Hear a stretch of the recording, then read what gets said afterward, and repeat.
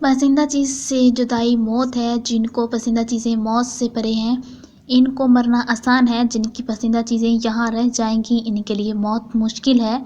جب انسان کے دوست اور اس کے دشمنوں میں کوئی فرق نہ رہے تو اسے جینے اور مرنے کے درمیان کیا فرق معلوم ہوگا؟ خاوند کو غلام بنانے والی بیوی آخر غلام ہی کی بیوی کہلاتی ہے۔ عقل مند بیوی خاوند کو بادشاہ بناتی ہے اور خود ملکہ کہلاتی ہے۔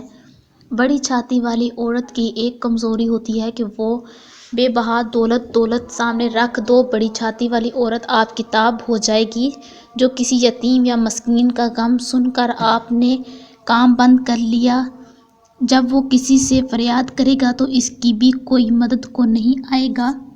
ہر آدمی دوسروں کی زندگی میں تعریف کرتا ہے اور اپنی زندگی بسر کرتا ہے، کوئی ذی شعور انسان اپنی زندگی چھوڑنے کے لیے تیار نہیں ہے۔